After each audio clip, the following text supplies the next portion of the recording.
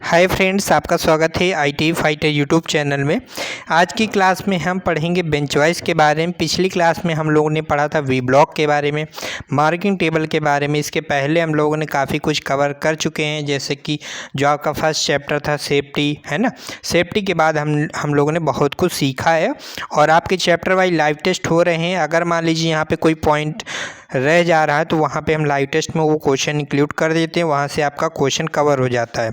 ठीक है, तो मेजरमेंट चैप्टर के जितने भी इंपॉर्टेंट क्वेश्चन थे, लगभग मेजरमेंट चैप्टर के 5 लाइव टेस्ट हम करा चुके हैं। और हर चैप्टर में जो लाइव टेस्ट होता था तो 20 क्वेश्चन होते थे। तो मान लीजिए हमने 5 लाइव टेस्ट करा दिए हैं और 20 क्वेश्चन एक सेट में होते थे, तो यहाँ पर हमने 100 क्वेश्चन करा दिए मेजरमेंट चैप्टर से। तो जितने भी मेजरमेंट चैप्टर से क्वेश्चन बन सकते थे वो लाइव टेस्ट हो चुका है, वो चैप्टर कंप्लीट हो चुका है। अब हम लोग नेक्स्ट चैप्टर का लाइव टेस्ट कराएंगे, वो जो कि आज होगा, वो 6 PM या 7 PM के आसपास में लाइव टेस्ट होगा, तो उसे ज़रूर दीजिएगा। लाइव टेस्ट कैसे ज्वाइन करना है, इसी वीडियो के नीचे डिस्क्रिप्शन में फिटर मॉक टेस्ट ग्रुप की लिंक है, उसे ज्वाइन कर लीजिए। Free of cost daily live test chapter wise होता है और क्लास भी आपकी कंटिन्यू रहेगी। पिछले वीडियो में हमने बताया था कि किस प्रकार से 50 क्वेश्चन का पर डे आप ज्वाइन का अगर डेली लाइव टेस्ट देना 50 क्वेश्चन का, तो उसमें जो हमने वीडियो बनाया तो उसमें कुछ व्यूअर का कमेंट आया था कि आप भी पेड कोर्स दे रहे हैं, लेकिन वो बिल्कुल अलग है। अगर आपकी इच्छा है तो आप ले सकते हो, वो भी क्या नॉर्मली फ़ीस है। फिर से हम आपको बता देते हैं, 11 सितंबर तक अगर आप उस मॉक टेस्ट को ज्वाइन करते हो तो आपको 149 रुपये में पड़ जाएगा। अगर आप 12 सितंबर से ज्वाइन करते हैं, 12 सितंबर के बाद ज्वाइन करते हैं, तो वो फीस हो जाएगी 199। क्या है उस मॉक टेस्ट में, जैसे कि चैप्टर वाइज लाइव टेस्ट हम डेली करवा रहे हैं, जिसमें कि 20 क्वेश्चन आपको चैप्टर वाइज मिलते हैं। उस बाइक करने में क्या होगा कि आपको 149 में आपको 1 मंथ की वैलिडिटी में आपको 22 मॉक टेस्ट मिलेंगे। 22 मॉक टेस्ट कैसे मिलेंगे? लाइव टेस्ट होगा डेली, मंडे से फ्राइडे होगा। ठीक है, Monday to Friday daily live test आपका होगा। अगर आप इंटरेस्टेड हैं तो आप ज्वाइन कर सकते हैं मंडे से Friday. Saturday Sunday live test close रहेगा, वो इस वजह से कि किसी भी वजह से अगर लाइव टेस्ट नहीं हो पाया तो उस दिन वो सैटरडे संडे को हम लाइव टेस्ट करवा देंगे। ठीक है, तो इसमें जो लाइव टेस्ट होगा वो 50 क्वेश्चन के हों, 50 क्वेश्चन डेली का लाइव टेस्ट होगा। इसमें 50 क्वेश्चन जो होंगे वो मिक्स क्वेश्चन होंगे, प्रीवियस ईयर पेपर DRDO से जितने रिलेटेड क्वेश्चन पूछे गए थे वो, एंड इससे एक्सपेक्टेड क्वेश्चन जो भी पूछे जा सकते हैं वो यहाँ पे 50 क्वेश्चन इंक्लूड, केवल टेक्निकल के क्वेश्चन रहेंगे। ठीक है, तो डेली लाइव टेस्ट होगा 50 क्वेश्चन का, DRDO मॉक टेस्ट के नाम से वो बैच है, आप ज्वाइन कर सकते हो। इसी वीडियो के नीचे डिस्क्रिप्शन बॉक्स में लिंक है, क्लिक करिए और उसे ज्वाइन हो जाइए। ठीक है, जो लाइव टेस्ट है वो DRDO मॉक टेस्ट का वो 12 सितंबर से स्टार्ट होगा, लेकिन 11 सितंबर तक फीस रहेगी 149 रुपये, इसके बाद 199 रुपये हो जाएगी। अब हम लोग क्लास की ओर चलते हैं। जो छोटी मोटी इंपॉर्टेंट बात थी वो हमने बता दी। अब आपका ये कमेंट रहेगा कि आप भी कोर्स दे रहे हो, ये ऐसा बिल्कुल नहीं है। कोई भी चीज़ अगर किसी मेहनत करी जाती है, जैसे कि हम आपको बता देते हैं, अगर आप एक क्वेश्चन मार्केट में टाइप कराओगे तो उसका 3 रुपये लेते हैं। हम मान लीजिए 50 क्वेश्चन का लाइव टेस्ट करा रहे हैं, तो हम जो टाइप करा रहे हैं 50 क्वेश्चन का, उसका 150 रुपये हम दे भी रहे हैं, है ना। और 50 क्वेश्चन का लगभग हम 5 क्वेश्चन का 1 रुपये आपसे ले रहे हैं। अब बताइए, हम जो टाइप करा उसे कितने दे रहे हैं? 15 रुपये दे रहे हैं। तो हम नॉर्मली फीस ही ले रहे हैं। ठीक है, डेली लाइव टेस्ट कराना 50 क्वेश्चन नॉर्मल बात नहीं है। ठीक है स्टूडेंट, आप लोग बुरा मान जाते हो, फिर भी आपकी इच्छा नहीं तो मत ज्वाइन कीजिए। आप daily live test chapter wise हो रहा है, फ्री में करा रहे हैं, बिल्कुल दीजिए, और चैप्टर वाइज फ्री में क्लास हो रही है उसे देखिए। ठीक है, चलिए स्टार्ट करते हैं बिना देरी के। बेंच वाइज, बेंच वाइज के बारे में हम लोग जानते हैं और बेंच वाइज के आगे जो जो इंपॉर्टेंट पॉइंट है वो भी हम जानेंगे। बेंच वाइज नंबर 1 है, इसमें क्या दिया गया है कि वर्क पीस को पकड़ने के लिए वाइस का प्रयोग किया जाता है। बिल्कुल सही बात है, आप जानते हो ये विभिन्न किस्मों में उपलब्ध है। बेंच वाइज कार्यों के लिए प्रयुक्त वाइस को बेंच वाइज इंजीनियर वाइस कहते हैं। देखिए, इंजीनियर वाइस को ही बेंच वाइज कहते हैं। अगर एग्जाम में पूछे इंजीनियर वाइस का साइज कहाँ से लेते हैं या बेंच वाइज का साइज कहाँ से लेते हैं, तो बेंच वाइज इंजीनियर वाइज एक ही होता है। ठीक है, कन्फ्यूजन नहीं होना है। नेक्स्ट है कि बेंच वाइज जो होती है किसकी बनी होती है, किस मटेरियल की बनी होती है। फर्स्ट क्वेश्चन हो गया हमारा, बेंच वाइज बनी होती है कास्ट आयरन की बनी होती है।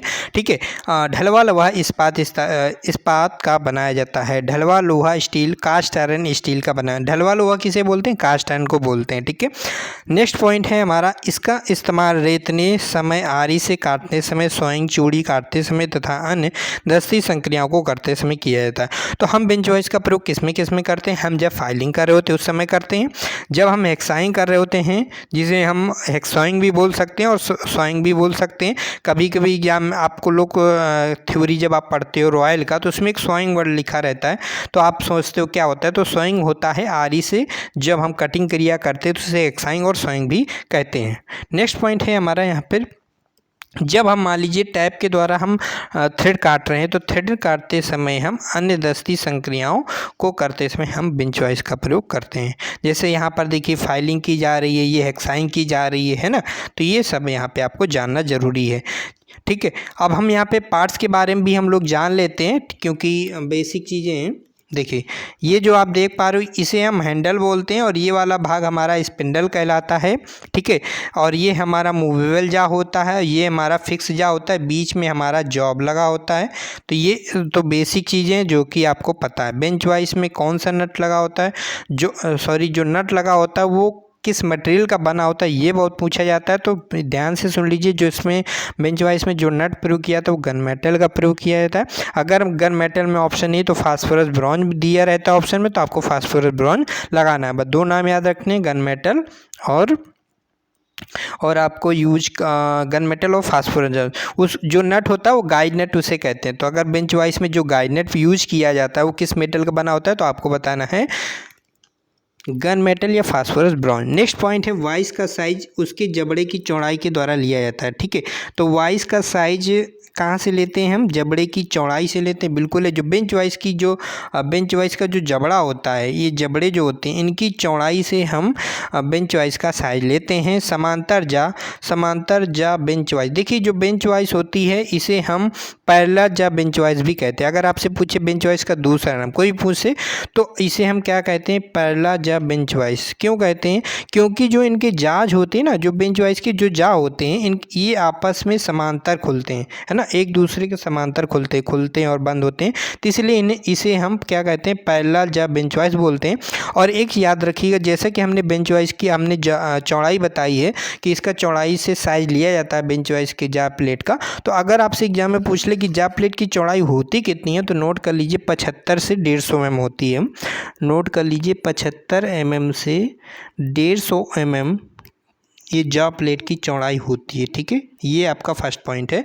तो अगर एग्जाम में पूछा है कि हमारी बेंच वाइस की जो जा प्लेट है कितने एम तक की पाई जाती है, 150 mm तक की पाई जाती है। ठीक है, बेंच वाइस के पुर्जे के बारे में हम लोग जैसे भी जाने हैं, बेसिक चीज़ें हमने आपको बता दिया था, फिर से यहाँ पे आपको रिकॉल करा देते हैं। जैसे कि इसमें देखो इन्होंने बताया है, ये हमारा क्या है, स्पिंडल है हमारा ये, और ये हमारा क्या है, हैंडल है। इसके ये हमारा क्या है, मूवेबल जा है, ये हमारा हार्ड जा है। ठीक है, ये हमारे क्या हार्ड जा है। इसमें हम सॉफ्ट जा भी प्रयोग करते हैं, वो एग्जाम में बहुत पूछता है कि सॉफ्ट जा कब प्रयोग करते हैं और किस लिए प्रयोग करते हैं। तो इसमें एक हम प्लेट लगाते हैं एल्यूमिनियम की, वो हमारी सॉफ्ट जा के अंतर्गत आता है। उसका क्या यूज है आगे हम बात करेंगे। ये जो हमारा यहाँ पे दिया गया है इसे हम बोलते हैं फिक्स जा, जैसा कि अभी हमने बताया था। ठीक है, तो ये इंपॉर्टेंट पॉइंट हो गया। और जो जा की चौड़ाई विथ ऑफ द जा की चौड़ाई, देखिए तो ये जा की चौड़ाई यहाँ से, ये जो जा की चौड़ाई है ये हम इसे कहते हैं जा की चौड़ाई। ठीक है, तो ये जा की चौड़ाई है, ये कितनी होनी चाहिए, 75 mm से कितनी पाई जाती है, 75 mm से 150 mm तक की पाई जाती है। ठीक है, तो ये पॉइंट आपको याद हो गया होगा। नेक्स्ट पॉइंट की ओर चलते हैं। जैसे कि हमने कहा है वाइस क्लैम्प के बारे में, तो देखिए ये यहाँ पर पहले फिक्स जा के बारे में देख लेते हैं। फिक्स जा, मूवेबल जा और हार्ड जा, स्पिंडल, हैंडल, बॉक्स नट तथा ये बेंच वाइस के भाग के बारे में बताया गया। जो भी बेंच वाइस के भाग हैं वो इसके बारे में बताया गया। ठीक है, नेक्स्ट है पॉइंट वाइस क्लैम्प के बारे में। जैसे कि अभी हमने बताया सॉफ्ट जा के अंतर्गत ये हमारे आते हैं। वाइस क्लैम्प क्या होता है या सॉफ्ट जा क्या होता है, इसी को हम सॉफ्ट जा भी कहते हैं। तो ये जो आप देख पा रहे हो ना, इसको हम इस प्रकार से इसमें लगाते हैं, इस प्रकार से इसमें लगाते हैं। जैसे जो नीचे यू आकार का बना हुआ था वो नीचे हो जाएगा और हमारा ये ऊपर उठ जाएगा। मतलब क्या, ये जो जॉज है ना इनको ढक ले इस वजह से, ताकि हम जो कोई फिनिश जॉब है उसमें जब हम पकड़ें तो उसमें निशान न बने, क्योंकि इसमें हमारे क्या होते हैं, टीथ कटे होते हैं। ये जो हमारे नॉर्मल जा होते हैं, और जो कि हमारा ये वाला आप जा देखोगे इनके देखिए फेस पर कोई भी टीथ नहीं होता है। इस वजह से हमारा फिनिश जॉब इसमें हम पकड़े जाते हैं, जिससे कि उस फिनिश जॉब में निशान ना पड़े। जैसे कि यहाँ पर इन्होंने कहा है कि तैयार वस्तु को पकड़ने के लिए मुलायम जबड़ों वाइस कलम का प्रयोग करते हैं। तो वाइस कलम का प्रयोग कहाँ किया जाता है? तैयार वस्तु मतलब फिनिश जॉब को पकड़ने के लिए हम प्रयोग करते हैं। किसका प्रयोग करते हैं? मुलायम जबड़ों या सॉफ्ट जा का प्रयोग करते हैं। सॉफ्ट जा को क्या बोलते हैं? हम वाइस क्लैम भी बोलते हैं। ये जो वाइस क्लैम किस मटेरियल के यूज किए जाते हैं? एल्यूमिनियम के यूज किए जाते हैं। जैसा कि नेक्स्ट पॉइंट है कि जो कठोर जबड़े, जो हार्ड जबड़े होते हैं, हार्ड जबड़ों पर एल्यूमिनियम के बने वाइस क्लैम को लगाया जाता है। जो हमारे बेंच वाइस नॉर्मल होते हैं, जो हार्ड जा होते हैं, जो कि हमारे टूल स्टील के भी बने होते हैं, आपको ऑप्शन में हाई कार्बन स्टील भी दिख जाता है। मोस्टली आपका tool steel the right answer होता है। ठीक है, टूल स्टील ऑप्शन में नहीं है तो आप क्या लगाओगे? High carbon steel. किस केस में? अगर पूछता है कि बेंच वाइस की जा प्लेट किस मटेरियल की बनी होती है। अब उस हार्ड जा में अगर हम जॉब को पकड़ेंगे, फिनिश जॉब को, तो उसमें निशान लग जाएंगे। इसलिए वहाँ पे हम वाइस क्लैम लगाते हैं, और वाइस क्लैम हमारा बना होता है एल्यूमिनियम का। ठीक है, तो कठोर जबड़ों पर एल्यूमिनियम के बने वाइस क्लैम को लगाया जाता है। यह तैयार वस्तु की सतह को क्षतिग्रस्त होने से बचाते हैं। तो यही एग्जाम में पूछता है कि वाइस क्लैम का काम क्या होता है? वाइस क्लैम क्या बचाता है? तो वाइस क्लैम ये बचाता है कि फिनिश जो जॉब होता है उसको ख़राब होने से बचाता है, उसकी एक्यूरेसी को ख़राब होने से बचाता है, उसकी शुद्धता को बचाता है ख़राब होने से ना। नेक्स्ट पॉइंट है कि वाइस को अत्यधिक ना कसें, अन्यथा उसकी स्पिंडल खराब हो सकती है। तो ये भी पॉइंट याद कर लो कि वाइस को अगर हम अत्यधिक कसेंगे तो उससे क्या हो जाएगा? हमारा स्पिंडल खराब हो सकता है। वाइस को अत्यधिक कसने का मतलब है कि अगर आपने इस हैंडल को बहुत ताकत से ज़्यादा टाइट कर रहे हैं तो फिर आपका इससे स्पिंडल खराब हो सकता है। ठीक है, देखभाल तथा रख रखाव के बारे में हम लोग देख लेते हैं। इसके बारे में क्या क्या दिया है कि प्रतिप्रयोग के पश्चात वाइस के चूड़ीदार तथा चलित भाग को एक साफ कपड़े के द्वारा साफ कर देना चाहिए। ठीक है, जब भी हम लोग यूज कर रहे हो प्रतिप्रयोग के पश्चात वाइस के चूड़ीदार तथा चलित भाग, जो भी मूवेबल जा, चलित भाग मतलब क्या? मूवेबल जा, और चूड़ीदार भाग जो होता है उसमें एक स्क्रू लगी होती है, तो हम उस सभी को साफ कर देना चाहिए, है ना, जिससे कि जैसे कि हम लोग फाइलिंग वगैरह करते हैं ना, तो चिप्स वगैरह फैल जाते हैं। नेक्स्ट पॉइंट है, यह सुनिश्चित करें कि वाइस को सभी जोड़ों तथा स्लाइडिंग भागों को तेल की मदद से चिकना करें। ठीक है, तो जो भी वाइस के जो भी जॉइंट वाले भाग है जो स्लाइड कर रहे हैं उनको हम ऑयल की मदद से उनको ऑयलिंग करते रहना चाहिए, जिससे कि प्रॉपर वो मूवमेंट उनमें हो सके। स्लाइड करके चलने वाले भागों को ग्रीस लगाने के लिए उसके जबड़ों को पूरी तरह से खोल लेना चाहिए। जब भी हम स्लाइड करके चलने वाले जो पार्ट होते हैं, जो मूवेबल या फिक्स जा होते हैं, उनमें जब हम ग्रीस लगाने के लिए ग्रीस लगाए तब उनके जबड़ों को पूरी तरह हमेशा खोल देना चाहिए। नेक्स्ट पॉइंट है कि जिस भाग पर जंग दिखे उस भाग पर जंग हटाने का रसायन प्रयोग करना चाहिए। तो कहीं पर भी अगर आपको बेंच वाइस पर जंग दिखे तो क्या किसका प्रयोग करना चाहिए? हमें रसायन केमिकल का प्रयोग करना चाहिए। जहाँ में पूछ सकता है कि बेंच वाइस पर मान लीजिए जंग वगैरह दिख रहा है तो उनको हटाने के लिए इसका प्रयोग करते हैं, केमिकल का प्रयोग करते हैं। यहीं से नए क्वेश्चन इसी टाइप से बनाए जाते हैं एग्जाम में कि जब वाइस का प्रयोग में ना हो तो उसके जबड़ों के बीच में थोड़ी दूरी छोड़कर उसके हैंडल को लंबवत स्थिति में रखना चाहिए। ठीक है, तो जब वाइस प्रयोग में ना हो तो उसके जबड़ों के बीच में थोड़ी दूरी छोड़ दी, मतलब कि जो बेंच वाइस के जो जा प्लेट हैं इनके बीच थोड़ी सी दूरी रखनी चाहिए, थोड़ा सा गैप रख लेना चाहिए। जैसे कि अगर आप चिपका दोगे, मान लीजिए इन दोनों जा को चिपका दोगे तो आपस में चिपक जाएंगे, फिर एक वैक्यूम सतह निर्माण कर लेंगे, फिर जल्दी से हो सकता है कि जब आप कुछ दिन बाद खोलोगे थोड़ा सा वो जोर पकड़ेंगे, मतलब ज़्यादा आपको प्रेशर लगाना पड़ेगा, ज़्यादा ताकत लगानी पड़ेगी, क्योंकि चिपक जाएंगे आपस में। जो कि इस नेक्स्ट पॉइंट उसमें लिखा था कि हमारे हैंडल को लंबवत होना चाहिए हमेशा। तो जो हैंडल अभी मान लीजिए इसको इस टाइप का है तो ये हैंडल आपका नीचे की ओर होना चाहिए, ऊपर की ओर नहीं ना, ऐसे होना चाहिए। ठीक है, तो हैंडल जब भी आपका किस टाइप का होना चाहिए? आपका लंबवत स्थिति में रखना चाहिए, नीचे की ओर। वाइस को अधिक टाइट करने के लिए हैमर के द्वारा चोट नहीं मारनी चाहिए। मान लीजिए वाइस को अधिक टाइट करना है तो हैमर का प्रयोग नहीं करना चाहिए, अन्यथा हैंडल मुड़ जाएगा। जो हमारा बेंच वाइस का हैंडल है वो क्या हो जाएगा? मुड़ जाएगा या क्षतिग्रस्त हो जाएगा। नेक्स्ट पॉइंट है यहाँ पे हेक्सा फ्रेम तथा ब्लेड के बारे में। अभी बेंच वाइज आगे इसमें बेंच वाइज ख़त्म नहीं हुआ है, लेकिन इन्होंने यहाँ पे केवल उसके बेसिक चीज़ों के बारे में बताया। बेंच वाइज के टाइप के बारे में आगे इसमें बताया गया, तो वो भी हम आगे डिस्कस करेंगे। हेक्सा फ्रेम के बारे में देख लेते हैं। हेक्सा फ्रेम क्या होता है? हेक्सा फ्रेम का उपयोग ब्लेड के साथ करते हैं, ठीक है। हेक्सा फ्रेम का उपयोग ब्लेड के साथ विभिन्न सेक्शन के मेटल को काटने के लिए किया जाता है तथा उसके प्रकार से एवं उस पर फिक्स की जाने वाली अधिकतम लंबाई की ब्लेड को स्पेसिफाई किया जाता है। हेक्सा फ्रेम क्या होता है? सिंपल सा समझ लिए, जिस पर हम ब्लेड को फिट करते हैं वो हेक्सा फ्रेम होता है, ठीक है। अब नेक्स्ट पॉइंट है, जैसे इन्होंने यहाँ पर हमारे कई टाइप के हेक्सा फ्रेम भी होते हैं, जिसमें से एक ट्यूबुलर हेक्सा फ्रेम होता है। और यहाँ पे इन्होंने साइज़ के बारे में बताया हेक्सा फ्रेम कि 250 से 300 का हेक्सा फ्रेम, मतलब उसमें हम एक एडजस्टेबल हेक्सा फ्रेम होता है, समायोजन हेक्सा फ्रेम, है ना, तो इसे एडजस्टेबल हेक्सा फ्रेम बोलते हैं। इसमें क्या होता है कि हम ब्लेड के अलग अलग साइज के ब्लेड को बांध सकते हैं। मान लीजिए हमारा 250 mm का ब्लेड है हाई कार्बन स्टील का, तो हम उसमें एडजस्टेबल हेक्सा फ्रेम में बांध सकते हैं। अगर 300 mm का तो 300। अगर सॉलिड हेक्सा फ्रेम, मतलब कि सॉलिड हेक्सा फ्रेम क्या होता है, वो हमारा एक ही साइज का होता है।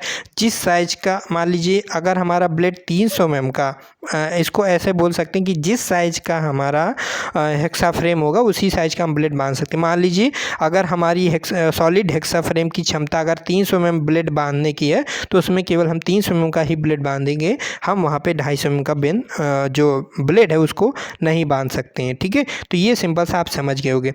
हेक्सा फ्रेम के टाइप के बारे में देख लेते हैं। हेक्सा फ्रेम फर्स्ट पॉइंट है यहाँ पे, सॉलिड हेक्सा फ्रेम क्या होता है? इस पर किसी निश्चित मानक की लंबाई के ब्लेड की माप की जा सकती है, जैसे 300 में या 250 में। इसका क्या मतलब है? जो कि अभी हमने बताया कि इसमें एक निश्चित ब्लेड ही बांध सकते हैं। अगर हम 250 mm का किसी हेक्सा फ्रेम में ब्लेड बांध सकते हैं, तो उसमें केवल हम 250 mm का ही ब्लेड बांध सकते हैं, 300 का नहीं बांध सकते। वो फिर दूसरा हमें हेक्सा फ्रेम लेना पड़ेगा अगर हमें 300 का बांधना है, ठीक है। एडजस्टेबल हेक्सा फ्रेम में क्या होता है कि नाली ट्यूब के आकार का, ठीक है, नाली ट्यूब के आकार का यह प्रायः अधिकतर उपयोग में आने वाला प्रकार है। काटते समय अधिक उन्नत प्रकार का ब्लेड पकड़ और नियंत्रण देता है। मतलब एडजस्टेबल हेक्सा फ्रेम क्या होता है? फिगर देख लीजिए, ये हमारा एडजस्टेबल हेक्सा फ्रेम है। इसके माध्यम से यहाँ पर हम इसको ढीला या टाइट करते हैं, और ढीला या टाइट करने से फिर इसमें ब्लेड की लंबाई को हम कम या ज़्यादा कर सकते हैं। मतलब कि अगर हमें 300 mm का ब्लेड यहाँ पे पकड़ना है तो 300 mm का ब्लेड पकड़ सकते हैं, और 250 को पकड़ना है तो 250 को पकड़ सकते हैं, ठीक है। तो ये हमारा एडजस्टेबल फ्रेम ज़्यादा यहाँ पे यूज किया जाता है, ठीक है। सॉलिड हो गया, एडजस्टेबल फ्रेम हो गया। एक आपका आता है डीप कटिंग हेक्सा फ्रेम, इसमें आपका दिया नहीं, वो भी हम यहाँ पे आपको बता देते हैं, जो कि आपका रॉयल में दिया है डीप कटिंग हेक्सा फ्रेम के बारे में। कभी भी एग्जाम में अगर आपसे एग्जाम में पूछे कि मान लीजिए अधिक गहराई में कटिंग करना है, क्या पूछे एग्जाम में कि अधिक गहराई में जॉब की कटिंग करने के लिए किस हेक्सा फ्रेम का प्रयोग करते हैं, क्या पूछे? अधिक गहराई में, ठीक है। अधिक गहराई में अगर कटिंग करनी है, मान लीजिए कोई जॉब है जिसके उसमें अंदर जाके, स्लॉट के अंदर जाके कटाई करनी है ना, गहराई में कटिंग करनी है, तो वहाँ पे हम किस हेक्सा फ्रेम का प्रयोग करेंगे? तो वहाँ पे हम प्रयोग करेंगे डीप कटिंग हेक्सा फ्रेम, ठीक है। डीप कटिंग हेक्सा फ्रेम प्रयोग करते हैं, और जो डीप कटिंग हेक्सा फ्रेम होता है वो हमारा यू आकार के बना होता है। यू आकार का बना होगा तभी तो इसमें हमारा ब्लेड लगा होगा, जो कि ये स्लॉट के अंदर चला जाएगा, ये हेक्सा फ्रेम, है ना। क्यों? ये हमारा यू आकार बना होगा तो इसमें बीच में ब्लेड होगा। तो जब यू आकार का होगा तो सरल सी बात है, सिंपल सी बात है, वो अंदर तक कटिंग क्रिया कर देगा। हेक्सा फ्रेम के जो भाग होते हैं वो निम्न भाग होते हैं। कौन कौन से होते हैं? हैंडल फ्रेम, ट्यूबुलर फ्रेम, लंबाई के एडजस्टमेंट हेतु छिद्र के साथ रिटेनिंग पिन, ठीक है। ये क्या होते हैं? रिटेनिंग पिन क्या होते हैं ये भी हम आगे डिस्कस करेंगे। बाकी हैंडल फ्रेम तो जानते ही होंगे। Fixed blade holder, adjustable blade holder के बारे में हम लोग जानेंगे। विंग नट के बारे में भी जानेंगे। हेक्सा ब्लेड या तो किसका बनाया जाता है? हेक्सा ब्लेड सामान्यतः हम लोग हाई कार्बन स्टील का बनाया जाता है। एग्जाम में पूछेगा तो आप क्या लगाओगे? हाई कार्बन स्टील लगाओगे, ठीक है। या फिर हाई स्पीड स्टील, जिसे हम लगभग एलॉय स्टील भी बोल सकते हैं। अब यहाँ पे हेक्सा ब्लेड या तो एलॉय स्टील या फिर हाई स्पीड स्टील के बने होते हैं। 250 mm, कभी भी एग्जाम में अगर क्वेश्चन पूछता है कि हेक्सा ब्लेड बने होते हैं, ऑप्शन में आपका हाई कार्बन स्टील भी दिया, हाई स्पीड स्टील भी दिया, तो आप क्या लगाओगे? हाई स्पीड स्टील लगाओगे, ठीक है, क्योंकि आपके निमी में आपका क्लियर दिया हाई स्पीड स्टील, ठीक है। बाकी मोस्टली यही आपका पूछा जाएगा, ऑप्शन वो एक ही देता है एग्जाम में, ठीक है। हाई स्पीड स्टील क्या है कि अच्छी कटिंग क्रिया कर सकता है ना, लेकिन क्या है कि दोनों में से एक ही ऑप्शन देगा, तो हाई कार्बन देगा या तो हाई स्पीड स्टील देगा, तो दोनों आपको मालूम होनी चाहिए। 250 mm जो हमारे हेक्सा ब्लेड होते हैं मुख्यतः किस लंबाई में पाए जाते हैं, ये 250 mm और 30 mm की समान लंबाई में पाए जाते हैं। ठीक है, आपसे एक क्वेश्चन है, आप लोगों से एक क्वेश्चन है, जैसे कि हमने बताया था कि जो हमारा स्टील रूल होता है, स्टील रूल होता है, इसका प्रयोग हम तो वर्कशॉप में करते हैं।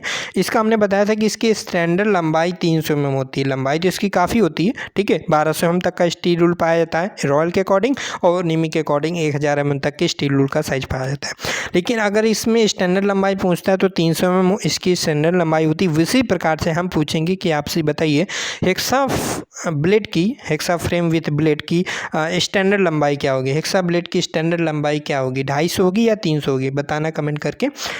स्पेसिफिकेशन के बारे में हम लोग जान लेते हैं, इसके पहले इधर कुछ यहाँ पे दिया होगा वो हम देख लेते हैं। ठीक है, यहाँ पे आगे पॉइंट है हेक्सा ब्लेड के भाग के बारे में, बैक एज, साइड, केंद्र रेखा, पिन होल के बारे में। तो जैसा कि हेक्सा ब्लेड का साइज कहाँ लिया जाता है ये भी हम यहाँ पे फर्स्ट पॉइंट आपको बताते थे। जो हेक्सा ब्लेड का जो साइज है वो इस होल का सेंटर जो होता है, होल का सेंटर मतलब समझ रहे हो, ये सेंटर होता है, ये सेंटर इस सेंटर लाइन से, और दूसरा जो होल का सेंटर इस दोनों सेंटर के बीच की दूरी से हेक्सा ब्लेड का साइज लिया जाता है। तो एक होल यहाँ पर है, दूसरा होल यहाँ पर है, इन दोनों के सेंटर से हमारा हेक्सा ब्लेड का साइज लिया जाता है। अगर ये ऑप्शन में ना हो तो ये फिर ये भी एक ऑप्शन आपको दिया जा सकता, पहले यही वाला ऑप्शन सिलेक्ट करना है कि होल के सेंटर के बीच की दूरी, दोनों होल के सेंटर के बीच। अगर ये ऑप्शन में ना हो तो एक ऑप्शन क्या दिया जाएगा, वो दिया जाए कि एक होल के सेंटर का अंदरूनी सिरा हम किसे बोलेंगे, इधर वाले सिरा को बोलेंगे, और दूसरे होल के सेंटर का बाहरी सिरा, तो ये हमारा बाहरी सिरा हो जाएगा। तो आप हमने इधर से थोड़ा सा लंबाई को कम किया और इधर जाके हमने इधर को बढ़ा दिया। ठीक है, अंदरूनी सिरा को बोलेंगे, मान लीजिए ये होल है तो ये हमारा एक अंदरूनी सिरा हो गया। ठीक है, अब दूसरा होल हो गया, ये इसका बाहरी सिरा हो गया, है ना, ये मान लीजिए अंदरूनी सिरा, तो ये बाहरी सिरा बोल सकते हैं इसको। ठीक है, तो इन दोनों के सिरा यहाँ पे देखिएगा, अगर मान लीजिए ये बाहरी सिरा होगा, है ना, तो इधर क्या होगा हमारा, ये अंदरूनी सिरा। फिर इधर जब आप जाओगे तो हमारे इसका बाहरी सिरा कौन सा, ये होगा। तो मान लीजिए हमने जो बना रहे थे कि ये अंदरूनी सिरा होगा, फिर इधर एक होगा ये हमारा, तो ये हमारा कौन सा सिरा होगा, ये हमारा अंदरूनी सिरा होगा। इधर वाला सिरा कौन सा होगा, ये बाहरी सिरा होगा।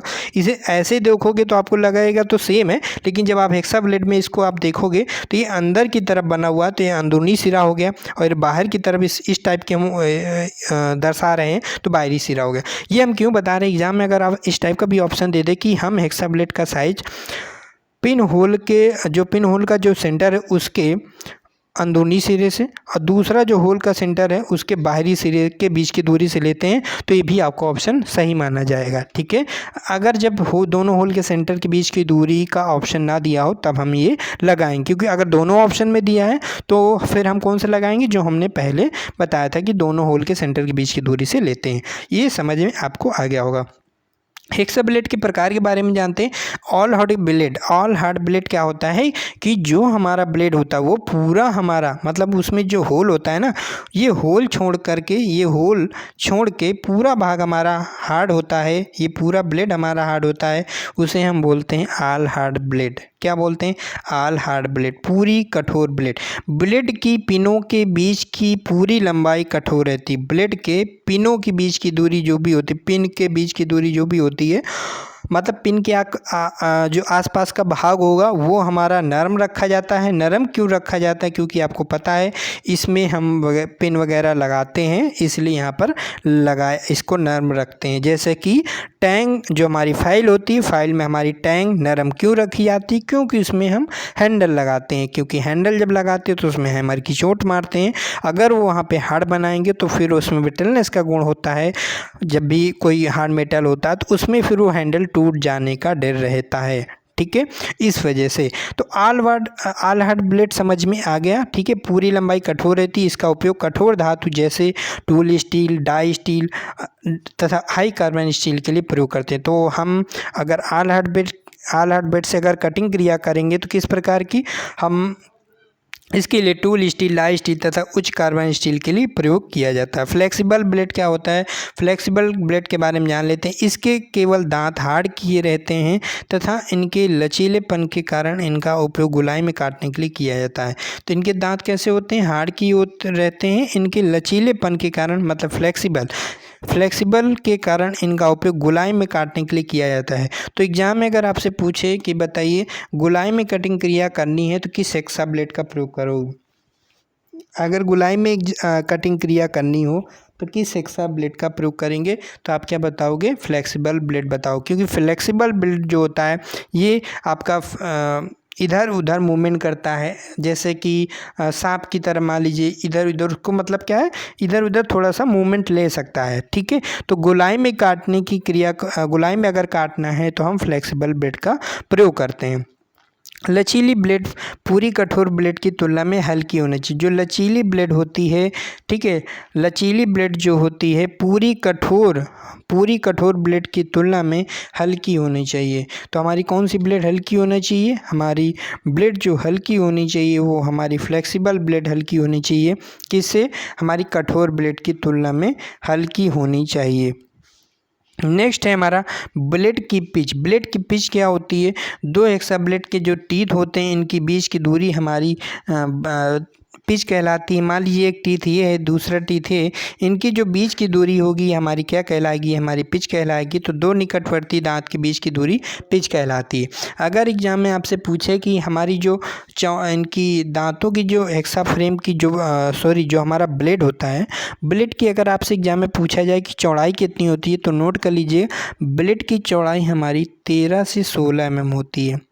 13 से 16 mm चौड़ाई किसे बोलेंगे? ये जो हमारे टीथ होते हैं ना इनकी चौड़ाई, ठीक है, इनकी चौड़ाई हमारी कितनी होती है? 13 से 16 mm इनकी चौड़ाई होती है। ठीक है, 13 से 16 mm क्या है? ब्लेड की चौड़ाई यहाँ तक की हम बोलेंगे। ठीक है, यहाँ तक नहीं बोलेंगे।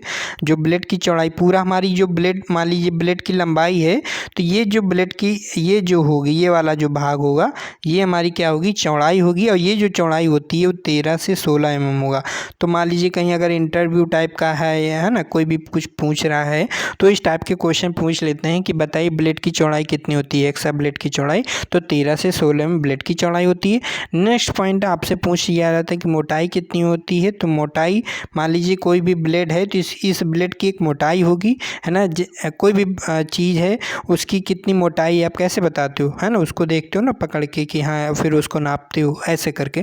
तो ये जो ब्लेड की जो मोटाई है वो कितनी रखी जाती है? तो ब्लेड की मोटाई जो 0.63 मिलीमीटर से 0.m रखा जाता है। 0.63 मिलीमीटर से 0.8 मिलीमीटर रखी जाती है। मोटाई कितनी रखी जाती है?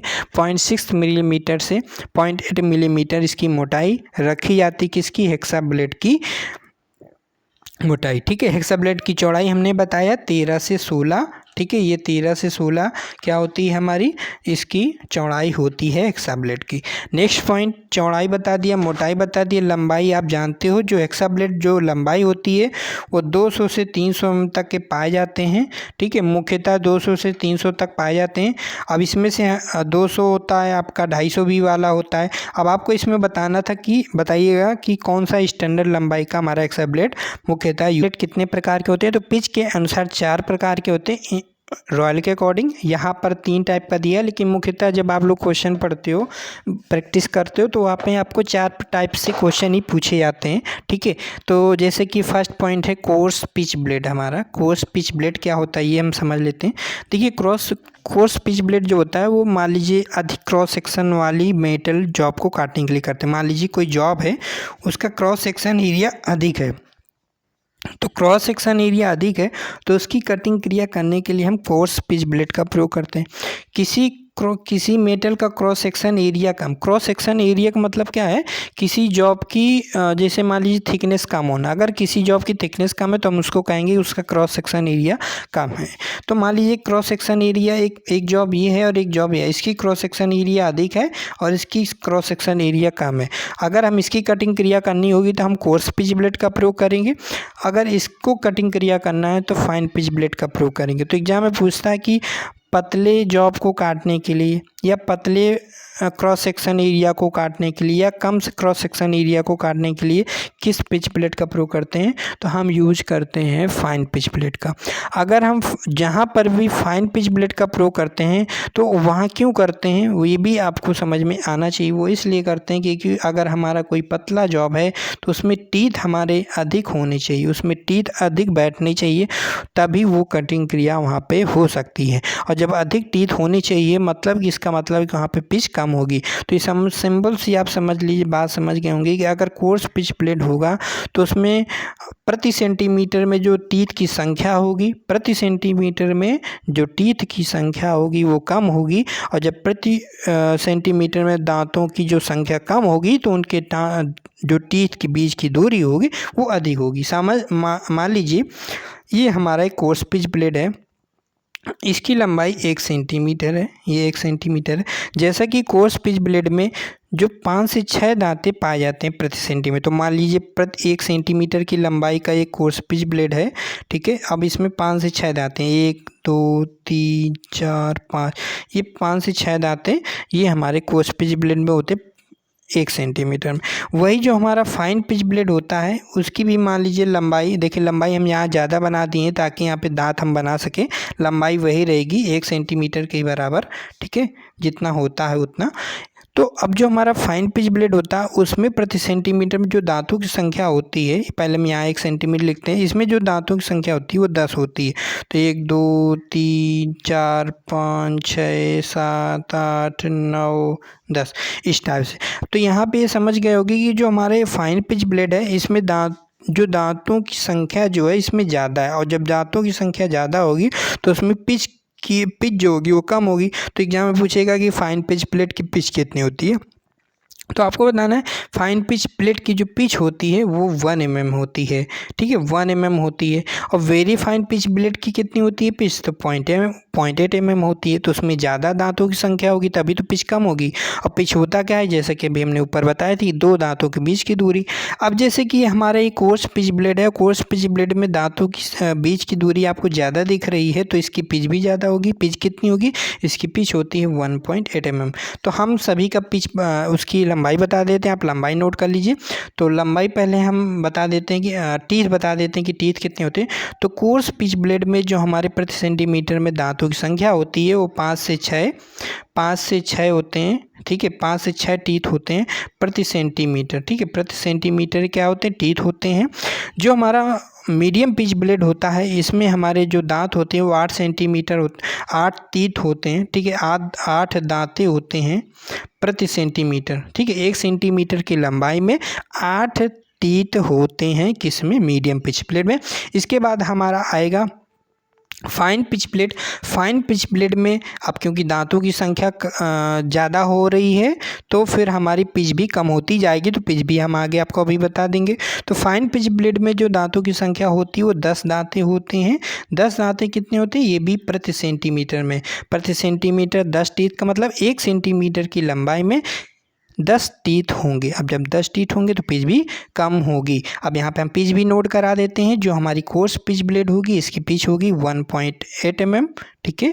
जो हमारी मीडियम पिच ब्लेड होगी उसकी पिच कितनी होगी, 1.25 mm।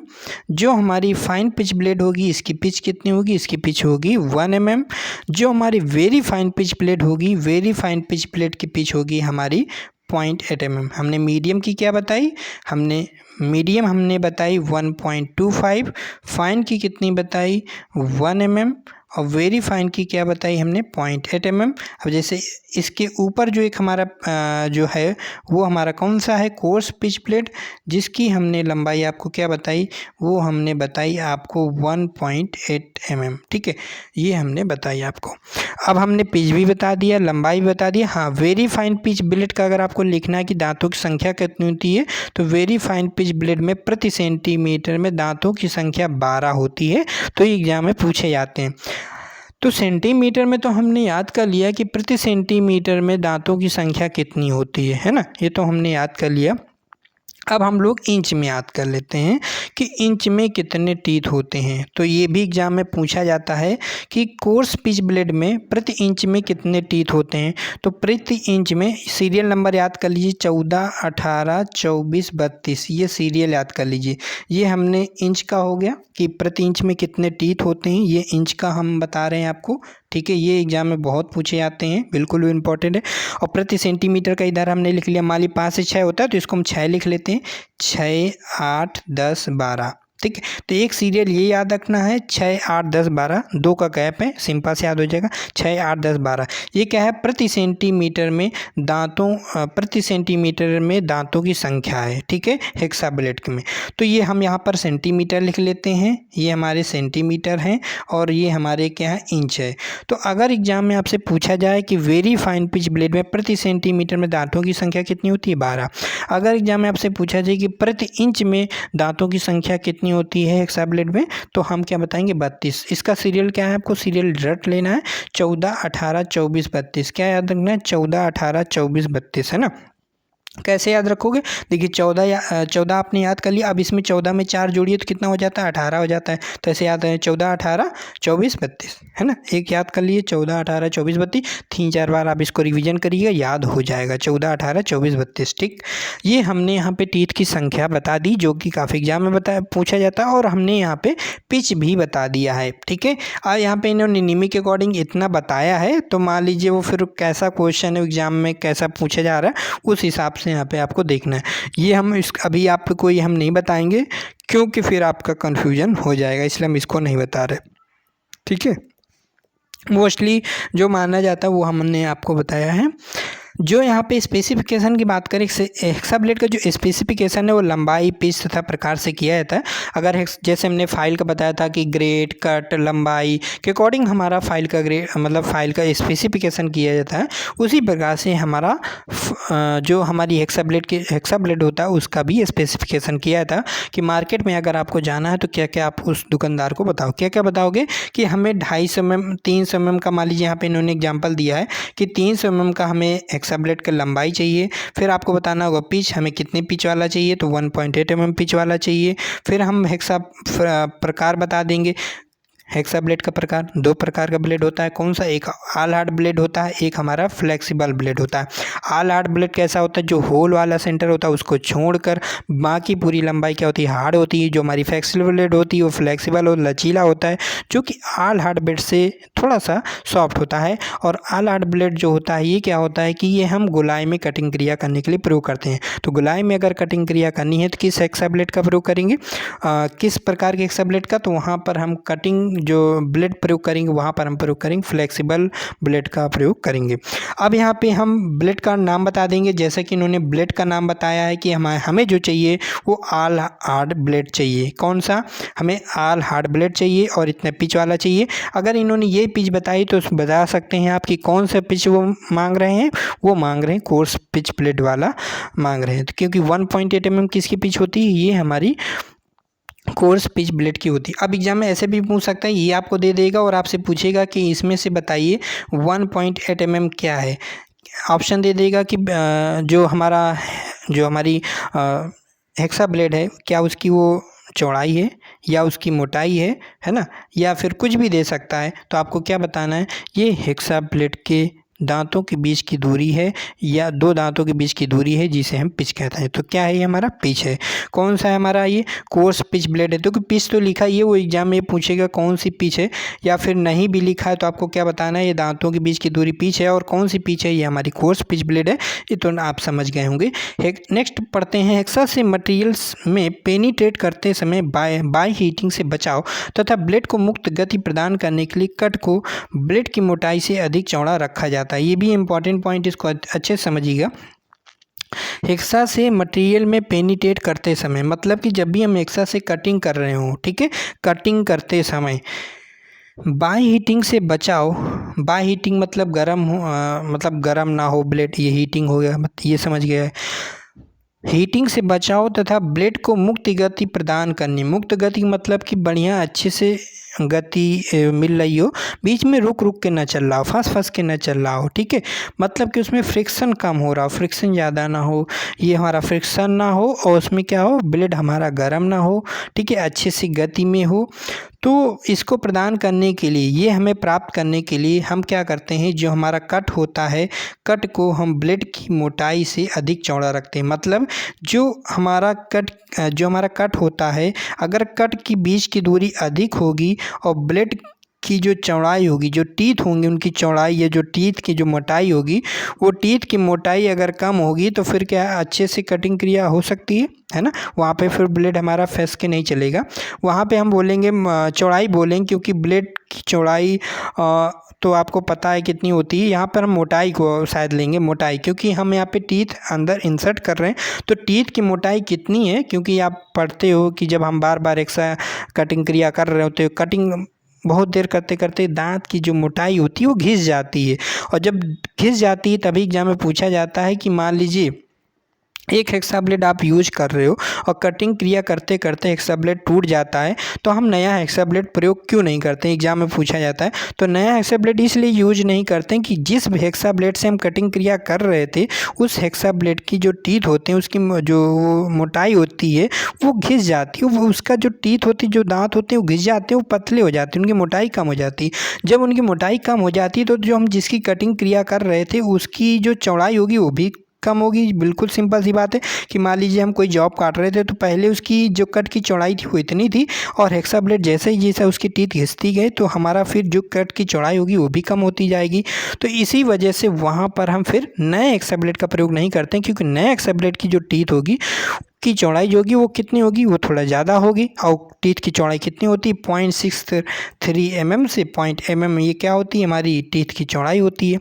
तो उस टाइम मान लीजिए नया हेक्सा ब्लेड है तो उसकी चौड़ाई कितनी होगी, 0.8 mm है। और जब हम हेक्साइंग करते करते करते करते काफ़ी देर हो जाएंगे तो हो सकता है उस जो चौड़ाई हो जाएगी वो 0.7 हो सकती है, 0.65 mm हो सकती है। उसकी कट जो हेक्सा ब्लेड की टीथ की जो मोटाई है वो इतनी हो सकती है। तो फिर उसमें क्या फ़र्क आ जाएगा, और फ़र्क आने से फिर जब नया हेक्सा ब्लेड प्रयोग करेंगे तो वहाँ पर हमारा यहाँ पे फंस के चलेगा और फिर नया हेक्सा ब्लेड टूट जाएगा, है ना, वो कटिंग क्रिया ही नहीं करेगा। इसलिए हमेशा यहाँ पे पुराना हेक्सा ब्लेड प्रयोग करना चाहिए जब भी हमारा हेक्साइंग करते समय ब्लेड टूट जाए, ठीक है। तो ये रीज़न होता है कि हम नया हेक्सा ब्लेड क्यों नहीं प्रयोग करते हैं, क्योंकि उसकी चौड़ाई जो होती है वो कट की चौड़ाई से अधिक होती है, और कटिंग क्रिया करेंगे तो फिर वो फंस के चलेगा और हमारा हेक्सा ब्लेड जो टीथ है वो गर्म हो जाएगा और ख़राब हो जाएगा, ब्लंट हो जाएगा, टूट जाएगा, कुछ भी हो सकता है, ठीक है। इसी प्रकार से आगे इन्होंने बताया कि अच्छे से हमने चीज़ समझाया, आपको समझ में आ गया। इसी से प्रैक्टिकली क्वेश्चन एग्जाम में पूछता है तो आपको ये चीज़ें क्लियर हो जाएंगी, ठीक है। ब्लेड की मोटाई अधिक चौड़ा रखा जाता है, ये तो हमने आपको बता दिया क्यों रखा जाता है। हेक्सा के दांतों की सेटिंग करके ये प्राप्त किया जा सकता है। तो ये जो आप क्या प्राप्त किया जा सकता है, ये भी क्वेश्चन पूछता है, बहुत पूछता है कि हेक्सा ब्लेड में हम सेटिंग क्यों प्रदान करते हैं, या हेक्सा ब्लेड में सेटिंग का रखने का क्या है। सेटिंग का मतलब होता है कुछ दांतें बीच में होते हैं, है ना, और कुछ दांतें दाएं, कुछ दांतें बाएं, तो ये क्या होते हैं, ये दांतों को सेटिंग कहलाती है। तो ये भी दांतों की सेटिंग के बारे में हम लोग आगे पढ़ेंगे, जैसे जिगजैग सेटिंग होती है, तो ये क्या होता है ये भी हम लोग आगे डिस्कस करेंगे। लेकिन दांतों की सेटिंग रखने का फ़ायदा क्या होता है, ये एग्जाम में पूछा जाता है। तो दांतों की सेटिंग रखने का फ़ायदा ये होता है, नंबर एक फ़ायदा ये होता है कि जो हेक्सा ब्लेड होता है वो गर्म नहीं होता है। मतलब हेक्सा ब्लेड कटिंग अच्छे से करेगा तो जब फ्रिक्शन नहीं होगा तो फिर क्या है, वो गर्म नहीं होगा। दूसरा फ़ायदा ये होता है कि सेटिंग अगर ब्लेड में अच्छी दी जा रही है तो वो अच्छे से मुक्त गति प्रदान करेगा। मतलब कि अच्छे से कटिंग क्रिया कर रही होगी, उसमें मूवमेंट अच्छा होगा, फंस के नहीं चलेगा। अगर उसमें दांतों की सेटिंग अच्छी है कि कौन सा, जैसे कि हम लोग आगे पढ़ेंगे कि हमारा वेब सेटिंग में कैसा होता है ना, हमारा सिंगल सेटिंग क्या होती है, डबल अल्टरनेट सेटिंग क्या होती है। तो ये जो सेटिंग होती है इनको इस प्रकार से रखा जाता है जिससे कि कटिंग क्रिया करते समय फ्रिक्शन ना हो, ब्लेड हमारा गर्म ना हो। तो ये हमारी दांतों की सेटिंग कहलाती है, ठीक है। तो अब दांतों की सेटिंग कितने प्रकार की होती है, कितने प्रकार से दांतों की ठीक है, ये तो हमने जान लिया कि सेटिंग रखने का फ़ायदा क्या है। अब हम ये जानेंगे कि सेटिंग कितने प्रकार की होती है। दांतों की सेटिंग जो होती है वो दो प्रकार से की जाती है। एक होती है स्टैगर्ड सेट और दूसरा होता है हमारा यहाँ पे वेब सेट। स्टैगर्ड सेट के बारे में जान लेते हैं। स्टैगर्ड सेट क्या होता है, स्टैगर्ड सेट बहुत ही पूछा जाता है। तो ये जो आप फिगर देख रहे हो ये हमारा स्टैगर्ड सेट है, ठीक है, ये हमारा स्टैगर्ड सेट है। वेब सेट के बारे में जानेंगे, ये हमारा स्टैगर्ड सेट है और ये हमारा इधर आपका बना हुआ है व्यू फ्रॉम बिलो। इसका यहाँ पे इसका व्यू दिखाया गया किस टाइप का दिखता है। और ये हमारा वेब सेटिंग है। जो वेब सेटिंग होता है ये क्या लहरदार होता है ना, वेब मतलब तरंग।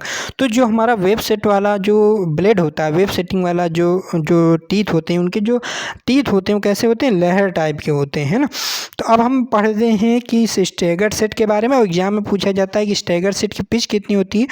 तो स्टैगर्ड सेट की पिच नोट कर लीजिए। स्टैगर्ड सेट की जो पिच होती है वो 1 मिलीमीटर से 1.8 मिलीमीटर तक पाया जाता है। स्टैगर्ड सेट की पिच पूछी जाती है 1 मिलीमीटर से 1.8 मिलीमीटर होती है। इसमें कौन कौन से हमारे पिच ब्लेड आते हैं। तो ये तो हमारा वेब सेट है। तो ये हम किसका बता रहे हैं, ये हम बता रहे हैं स्टैगर्ड सेट का। और स्टैगर्ड सेट में कौन कौन से हमारे पिच ब्लेड आते हैं। तो स्टैगर्ड सेट में हमारे कौन कौन सा आएगा, अब बताइए। 1 से 1.8 mm के बीच में कौन कौन से हमारे पिच ब्लेड आते हैं, हमारे 2 आते हैं। कौन कौन से, एक हमारा आता है 1.8 mm पिच वाला, है ना, एक 1.8 mm पिच वाला आता है, वो हमारा कोर्स पिच ब्लेड होता है। और एक हमारा आता है 1.25 पिच mm वाला आता है। तो 1.25 हमारा किस में आता है, मीडियम पिच ब्लेड में। तो हमारा जो मीडियम पिच ब्लेड है और कोर्स पिच ब्लेड है वो हमारा किसके अंतर्गत आता है, वो हमारा स्टैगर्ड सेट के अंतर्गत आता है। और जो हमारा वेब सेट होता है इसमें हमारा फाइन और वेरी फाइन ब्लेड इस पिच के अंतर्गत आता है। तो ये हम क्यों बता रहे हैं, क्योंकि इससे आपको ये अंदाज़ा हो जाएगा, ये पिच याद करने में अच्छे से हो जाएगा। जैसे कि वेब सेट में हमने बताया कि इसमें हमारा फाइन और वेरी फाइन पिच ब्लेड होता है। तो आप समझ सकते हो कि फाइन पिच ब्लेड की जो हमारी पिच होती है वो कितनी होती है। फाइन पिच ब्लेड की हमारी पिच होती है 1 mm और वेरी फाइन पिच ब्लेड की जो हमारी पिच होती है, वेरी फाइन पिच ब्लेड की वो हमारी होती है 0.8 mm, ठीक है। तो ये क्या है, फाइन पिच ब्लेड की ये हमारी क्या पिच है और वेरी फाइन पिच ब्लेड की क्या है, हमारी ये पिच है 0.8 mm। तो अब वही अगर एग्जाम में पूछेगा कि वेब सेट की पिच कितनी होती है, तो वेब सेट की हमारी पिच होती है, क्या बताओगे, 0.8 मिलीमीटर से 1 मिलीमीटर तक हमारी वेब सेट की पिच होती है। कितना बताओगे, 0.8 mm से बताओगे 1 mm तक, है ना। कितना बताओगे, 1 मिलीमीटर तक हमारी वेब सेट की पिच होती है। अब यहाँ पे हम देख लेते हैं स्टैगर्ड सेट के बारे में। इन्होंने क्या बताया है कि स्टैगर्ड सेट एकांतर दांत तथा दांतों के समूह को विषम किया जाता है। इसमें क्या होता है, स्टैगर्ड सेट में क्या होता है, इसमें हम क्या है, दांतों की संख्या क्या होती है, विषम होती है, ठीक है। अब देखिए जो हमारे स्टैगर्ड सेट में भी 2 आते हैं, ठीक है। इसमें एक हमारा आता है रेगुलर अल्टरनेट सेटिंग आती है, एक होती है हमारी डबल अल्टरनेट सेटिंग, ठीक है।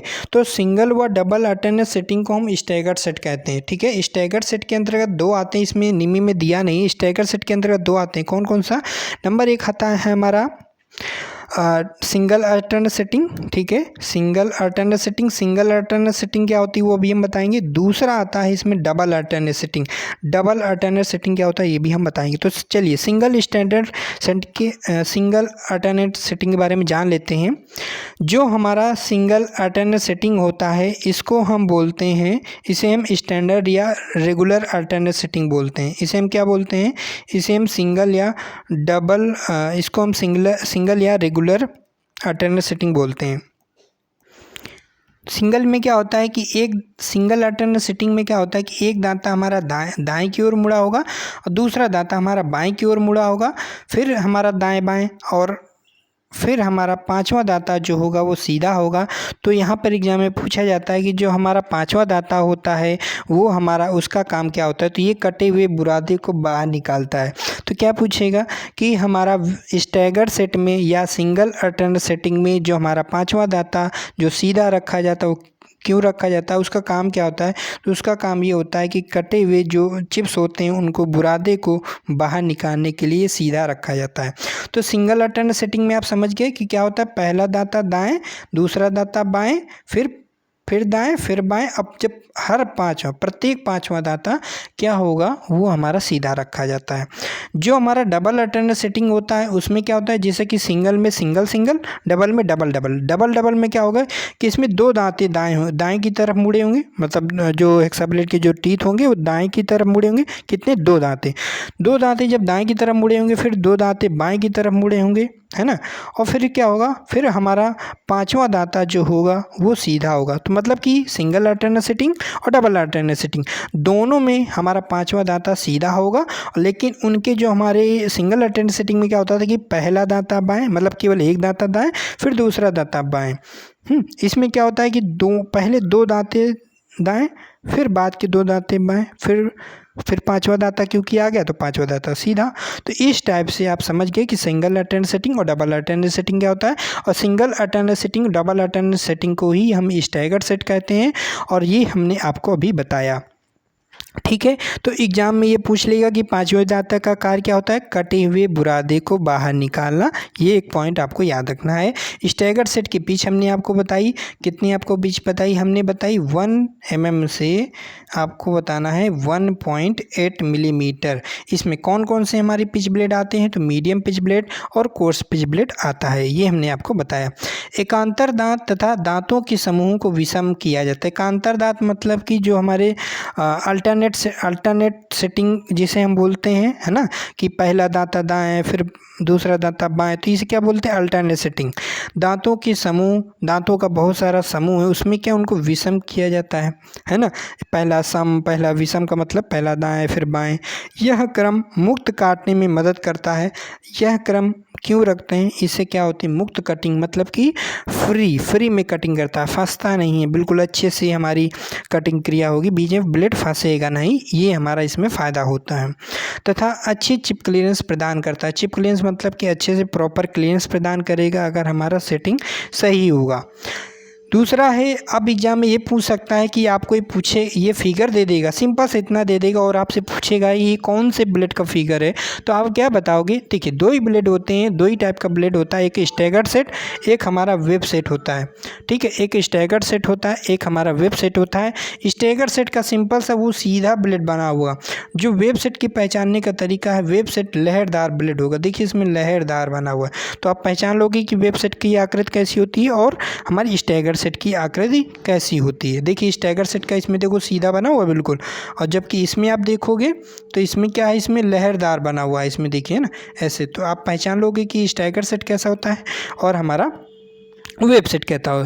तो वेब सेट को ही हम तरंग सेट भी कहते हैं, जैसे कि हिंदी में हमने आपको बताया था। और इसमें ब्लेड की जो, इसमें पढ़ लेते हैं, इसमें ब्लेड के दांत की वेव की आकृति में व्यवस्थित रहते हैं, जिसके ब्लेड के जो टीथ होते हैं कैसे होते हैं, वेव तरंग के अनुसार होते हैं, तरंग के आकार में होते हैं, बिल्कुल लहरदार होते हैं।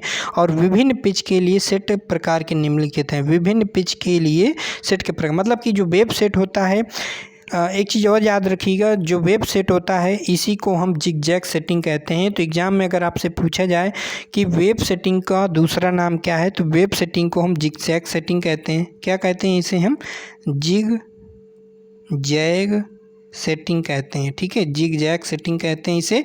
और एग्जाम में अगर आपसे ये ना कहे कि वेब सेटिंग की पिच कितनी होती है, ये भी कह सकता है कि जिगजैग सेटिंग की पिच कितनी होती है, तो आप बताओगे कि 0.8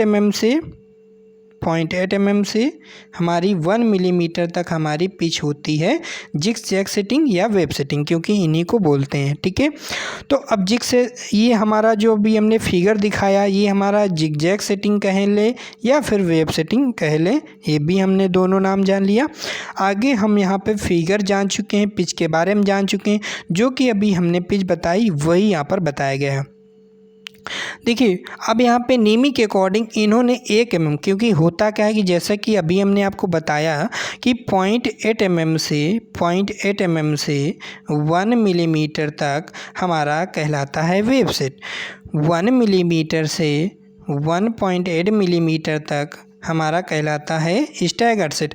अब दोनों में आप देख रहे होगे कि 1 mm कॉमन आ रहा है, तो दोनों में कॉमन आ रहा है, इसीलिए हमारा जो 1 मिलीमीटर पिच वाला जो ब्लेड होता है उसमें हमारा स्टैगर्ड सेट और हमारा वेब सेट दोनों आता है। तभी इसमें इन्होंने क्या है, इसमें क्या है 1 mm को दोनों यहाँ पे लिखा हुआ है कि इसमें हमारा वेब सेट भी आता है, स्टैगर्ड सेट भी आता है। क्यों आता है, अभी हमने आपको बताया। तो अगर केवल एग्जाम में पूछता है कि वेब सेट की पिच कितनी होती है और ऑप्शन में मान लीजिए 0.8 mm से 1 mm तक नहीं दिया है ऑप्शन में, ठीक है, तो आप क्या करोगे, वहाँ पे ऑप्शन नहीं दिया होगा तो ऑप्शन इस टाइप से दिया होगा 0.8 mm, 1 mm, 2 mm, 3 mm, तो क्या लगाओगे 0.8 mm लगाओगे। अगर वेब सेट की पिच पूछ रहा है 1 mm क्यों नहीं लगाओगे, क्योंकि 1 mm में हमारा वेब सेट भी आ रहा है, स्टैगर सेट भी आ रहा है, और एक्यूरेट वो क्या पूछ रहा है, केवल वेब सेट की पूछ रहा है, तो आप 0.8 mm बताओगे। ठीक है, अगर 0.8 mm ऑप्शन में नहीं है, 1 mm है, 2 mm है, 3 mm, 4 mm, तो फिर आप 1 mm लगाओगे। तो ये सब आपको याद रखना है। 0.8 mm की पिच जो 0.8 mm पिच वाला जो ब्लेड होगा वो किस प्रकार का होगा, वेब सेट का होगा। जो 1 mm का होगा उसमें वेब सेट या स्टैगर सेट आएगा। जो 1 mm से अधिक होगा वो स्टैगर सेट होगा। 1 mm से अधिक मतलब 1 mm से 1.8 mm तक का जो ब्लेड होगा वो 1.8 mm तक का हमारा स्टैगर सेट होता है। और ये याद रखिएगा, भूलना नहीं कि वेब सेट में हमारे 2 ब्लेड आते हैं, एक फाइन पिच ब्लेड, एक वेरी फाइन पिच ब्लेड। उसी के अकॉर्डिंग ये पिच भी निकल कर आती है। उसी प्रकार हमारा स्टैगर सेट में कौन कौन से पिच ब्लेड आते हैं, हमारे फाइन पिच ब्लेड और हमारे स्टैगर सेट में हमारे कोर्स पिच ब्लेड और मीडियम पिच ब्लेड आते हैं। स्टैगर सेट क्या होता है, इसमें 2 ब्लेड आते हैं, इसमें मतलब 2 टाइप के टीथ, मतलब जो स्टैगर, ये क्या है स्टैगर्ड वेब सेट, ये क्या है, ये दांतों की सेटिंग के प्रकार है। 2 प्रकार होते हैं, एक स्टैगर सेट, एक वेब सेट। ये हमने सेटिंग बताई। अब स्टैगर सेट में दांतों की सेटिंग 2 प्रकार की होती है। एक हमने बताई आपको रेगुलर अल्टरनेट सेटिंग, हाँ रेगुलर अल्टरनेट सेटिंग बोले या फिर सिंगल अल्टरनेट सेटिंग बोले। फिर दूसरे टाइप का हमने इसी में बताया आपको double alternate setting. Single alternate setting में क्या होता है, एक दांता दाएं, दूसरा दांता बाएं, फिर उसके बाद वाला एक दाएं बाएं होगा, तभी तो 5वां दांता आएगा ना, वो सीधा। तो हर 5वां दांता क्या होगा, उसमें सीधा होता है। जो कटिंग जो हम जब कटिंग कर रहे होते हैं उस कटे हुए बुरादे को बाहर निकालने के लिए उसका यूज होता है। उसी प्रकार से वेब सेट में क्या होता है कि इसमें जो हमारे टीथ होते हैं वो लहरदार होते हैं। तो ये आपको याद रखना है। ठीक है, तो वेब सेटिंग में क्या होता है या जिग सेटिंग में क्या होता है कि इसमें हमारे कुछ दांते क्या होते हैं, कुछ दांते हमारे दाएं होते हैं, कुछ दांते बाएं होते हैं। और ऐसी सेटिंग केवल फाइन और वेरी फाइन पिच ब्लेड में पाई जाती है। मतलब इसमें हमारी निश्चित नहीं होते हैं कि कितने दांते बाएं, कि पहला दांता दाएं पहला बाएं, ऐसा इसमें फिक्स नहीं है अकॉर्डिंग टू बुक में, रॉयल बुक। ठीक है, तो उसमें कुछ दांते बाएं और कुछ दांते बाएं, ये हमारा वेब सेटिंग या जिग सेटिंग में पाया जाता है। क्योंकि ये काफ़ी डिफ़िकल्ट रहता है, काफ़ी कन्फ्यूजन रहता है, जो कि हमने इस वीडियो के माध्यम से आपको क्लियर किया है। और आज हमारी क्लास लगभग 1 घंटे की होने वाली है। तो अभी हम लोग का कितना रह गया है देख लेते हैं। इधर हमारा छोटा सा रह जा रहा है, इसको भी हम लोग कंप्लीट कर लेते हैं, है ना। ठीक है, इसको भी कंप्लीट कर लेते हैं। ब्लेड का चयन किस प्रकार से करते हैं, तो ब्लेड का चुनाव हम काटे जाने वाले, मतलब कि हमारा किस हाई कार्बन स्टील वाला ब्लेड चाहिए या फिर हाई स्पीड स्टील वाला ब्लेड चाहिए, तो हम देखेंगे कि हमारा मटेरियल किस टाइप का है ना। हमारा सॉफ्ट मटेरियल है या हार्ड मटेरियल है ना। अब पिच हमें देखना है, तो पिच अगर हमें कौन सा पिच वाला ब्लेड चाहिए तो हम क्रॉस सेक्शन एरिया देखेंगे, हम जॉब का मटेरियल देखेंगे कि हमारा अगर सॉफ्ट मेटल है और उसका क्रॉस सेक्शन एरिया कम है तो हम उसके लिए कौन सा पिच ब्लेड यूज करेंगे, फाइन पिच ब्लेड का यूज करेंगे या फिर वेरी फाइन पिच ब्लेड का प्रयोग करेंगे। ठीक है, तो अब यहाँ पे ब्लेड का चयन किस प्रकार से करते हैं, तो ब्लेड का चुनाव हम काटे जाने वाले मटेरियल की, जो हम जिस जॉब को काट रहे हैं उसका मटेरियल क्या है, उसके आधार पर ब्लेड का चयन करेंगे। कठोरता, अगर हमारी जॉब की कठोरता अधिक है तो वहाँ पर हम कोर्स पिच ब्लेड का प्रयोग करेंगे। अगर जॉब की कठोरता कम है ना, उसकी हार्डनेस कम है, मतलब कि सॉफ्ट मेटल है, तो फिर उसकी कटिंग करने के लिए हम वहाँ पे हम फाइन पिच ब्लेड का प्रयोग करेंगे। ठीक है, अब यहाँ पे पिच का चयन, मतलब कि हम पिच का जो चयन है वो किस प्रकार की मेटल को काटने के लिए करते हैं। मतलब यहाँ पे क्या है कि वो अलग अलग मेटल के लिए अलग अलग पिच ब्लेड का प्रयोग करते हैं। जैसे कि आपसे एग्जाम में बहुत बार पूछा जाता है कि कंड्यूट पाइप की कटिंग क्रिया करनी है। कंड्यूट पाइप मतलब एक पतला सा पाइप होता है, उसकी कटिंग क्रिया करनी है, तो उसके लिए जो पिच होती है वो कितनी रखी जाती है, एग्जाम में बहुत पूछा जाता है। उसके लिए हम फाइन पिच ब्लेड का प्रयोग करते हैं, फाइन पिच ब्लेड का प्रयोग करते हैं। और उसके लिए जो अगर कभी भी पिच पूछ लेता है, क्योंकि आपको पता है फाइन पिच ब्लेड की पिच होती है 1 mm, लेकिन वहाँ पे ऑप्शन जो सही रहता है वो 0.8 mm, आपने देखा होगा। वो किस वजह से सही रहता है, आप सोचोगे कि फाइन पिच ब्लेड की पिच होती है 1 mm, लेकिन वहाँ पे 0.8 mm क्यों सही किया जा रहा है, क्योंकि नीमी में आपका यहाँ पे फाइन पिच को क्या बताया गया है, यहाँ पे बताया गया है 0.8 mm। ये रीज़न है, जब आप ये क्वेश्चन प्रैक्टिस करोगे तो ये कन्फ्यूजन आपको होगा, जो कि हमने बताया है कि कंड्यूट पाइप को कटिंग क्रिया करने के लिए जो हमारी पिच रखी जाती है वो 0.8 mm रखी जाती है। ठीक है। 0.8 mm रखी जाती है और 0.8 mm हमारी नीमी के अकॉर्डिंग हमारी फाइन पिच ब्लेड है, तो वहाँ पे आपको फाइन पिच ब्लेड लगाना है। ठीक है, चलिए अब आगे नेक्स्ट देख लेते हैं कि पिच का चयन हम किस प्रकार से करते हैं। जैसे सॉफ्ट मटेरियल, अगर हमें सॉफ्ट मटेरियल की कटिंग क्रिया करनी है तो हम सॉफ्ट मटेरियल के, जैसे कि हमने बताया कि वहाँ पे हम फाइन पिच और वेरी फाइन पिच ब्लेड का प्रयोग करते हैं, तो वहाँ पे फाइन पिच ब्लेड का प्रयोग करेंगे, मतलब कि हमारा कौन सा, उसकी पिच भी हमारी क्या होगी, पिच अधिक होगी। तो फाइन पिच ब्लेड जो पिच होगी वो हमारी पिच जो होगी वो कम होगी, है ना, क्योंकि हमारी फाइन पिच प्लेट में जो दांतों की संख्या होती है वो अधिक होती है। जब टीथ अधिक होंगे प्रति सेंटीमीटर में तो उसकी पिच भी कम होगी। और फाइन पिच ब्लेड की पिच होती है नीमी के अकॉर्डिंग 1 मिलीमीटर और रॉयल के अकॉर्डिंग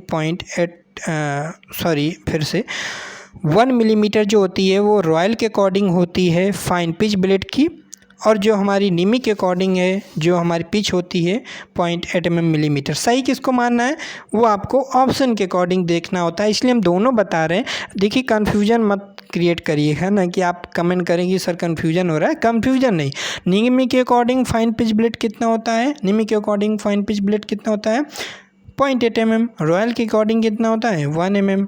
ठीक है, तो वहाँ पे ऑप्शन देखना है कि ऑप्शन किस टाइप का है। अगर ऑप्शन में वहाँ पे 0.8 mm नहीं है, 1 mm दोनों है और फाइन पिच ब्लेड का पूछा है, तो मोस्टली अगर एग्जाम में पूछे कि फाइन पिच ब्लेड की पिच कितनी होती है तो क्या लगाओगे 1 मिलीमीटर लगाओगे, अगर ये दोनों ऑप्शन में है। अगर दोनों ऑप्शन, अगर मान लीजिए वहाँ पे 1 मिलीमीटर ऑप्शन में नहीं है तो फिर आप क्या लगाओगे 0.8 mm लगाओगे। समझ में आ गया होगा ना। चलिए आज की क्लास में इतना ही रखते हैं, क्योंकि लगभग 1 घंटे क्लास हो गई है तो क्लास काफ़ी लंबी हो गई, फिर आप भी बोर होने लगोगे, है ना, और एनर्जी भी हमारी फिर कम होती जाएगी, तो हम फिर उतनी तरीके से अच्छी मेहनत से आपको हर चीज़ समझा नहीं पाएंगे। तो फिर कल ही हमारी क्लास होगी, डेली क्लास होगी, मंडे टू फ्राइडे क्लास होती है, ध्यान से रखिए। सैटरडे संडे ऑफ रखते हैं, ठीक है। तो सैटरडे संडे को आप रिवीजन किया करें, लाइव टेस्ट हम कराते रहते हैं, chapter wise live test free होता है, ज्वाइन कर लीजिए। और 50 क्वेश्चन का डेली लाइव टेस्ट स्टार्ट हो रहा है, 149 रुपये फ़ीस है, जो कि अभी ऑफ़र चल रहा है। फिर आपकी फ़ीस कितनी हो जाएगी 199 रुपये हो जाएगी। तो डेली लाइव टेस्ट देना है 50 क्वेश्चन का, मिक्स क्वेश्चन, DRDO के प्रीवियस ईयर अकॉर्डिंग क्वेश्चन, तो जरूर ज्वाइन कीजिए, लिंक डिस्क्रिप्शन बॉक्स में। कल मिलते हैं फिर, और कल की क्लास में हम लोग कल क्या पढ़ेंगे कि पिच, कौन सी पिच के लिए हम किस प्रकार की मटेरियल का प्रयोग करते हैं, है ना। ये पूछा जाता है कि हमारी मान लीजिए पीतल की कटिंग क्रिया करनी है तो हम किस पिच ब्लेड का प्रयोग करेंगे। सॉलिड, जिसे हम एग्जाम में आप बहुत बार क्वेश्चन देखोगे कि सॉलिड ब्रॉस की कटिंग करने के लिए हम किस पिच ब्लेड का प्रयोग करेंगे, कंट्यूट पाइप या फिर पीतल की ट्यूब या कॉपर या आयरन के पाइप को कटिंग क्रिया करने के लिए किस पिच ब्लेड का प्रयोग करते हैं। वैसे ही कंड्यूट पाइप का पूछा जाता है, तो ये सब आपको हम कल बताएंगे। वैसे थोड़ा बेसिक तो आपको बता ही दिया है, बाकी कल डिटेल में हम आपको बताएंगे। फिर इसके बाद हम बताएंगे आपको हेक्साइन की विधि के बारे में बताएंगे। हेक्साइन की विधि बताने के बाद यहाँ फिर आपका वाइस, जैसा कि आपका ये फिर चैप्टर कंप्लीट हो जाएगा आपका कल हेक्सा ब्लेड का, जो थोड़ा बहुत रह गया। इसके बाद आपका चैप्टर आएगा हमारा, जो कि आज हम लोगों ने बेंच वाइज के बारे में बेसिक चीज़ें पढ़ी थी, तो बेंच वाइज के टाइप के बारे में आएगा। बेंच वाइज का टाइप हमारा कल फिनिश हो जाएगा। फिर हम लोग आगे देखेंगे कितना कहाँ तक हम लोग कल कवर कर पाते हैं, और ट्राई स्क्वायर भी कोशिश करेंगे कल ही कवर हो जाएगा। फिर हम लोग आगे पढ़ेंगे file chapter is the very important. इसमें हमारा स्पेशल फाइल भी पढ़ने को मिलेगा। हर पार्ट्स के बारे में हम जानेंगे, बिल्कुल बेसिक से चीज़ें पढ़ेंगे, जो एग्जाम में क्वेश्चन पूछे जाते हैं वो हम यहाँ पे डिस्कस करते चलेंगे। तो आशा करते हैं आपको क्लास पसंद आई होगी। अगर क्लास आपको पसंद आई तो वीडियो में एक लाइक कर दीजिएगा। अपने फ्रेंड के साथ इस वीडियो को शेयर करना मत भूलिएगा, जिससे कि डेली क्लास होती रहेगी और हमारा मोटिवेशन भी बढ़ता जाएगा। तो और अच्छे से मेहनत करते जाएंगे कि मान लीजिए अगर 1 घंटे क्लास ले रहे हैं तो उसको और ज़्यादा से ज़्यादा क्लास कर सकें, ज़्यादा से ज़्यादा आपको एक वीडियो में पढ़ा सकें। तो ज़्यादा पढ़ाएंगे तो फिर क्या होगा, आपका कोर्स है वो जल्दी ख़त्म होगा, फिर आपकी जल्दी तैयारी हो जाएगी, फिर आप रिवीजन कर सकेंगे। ओके, फिर मिलेंगे एक नए वीडियो में। Bye bye, take care.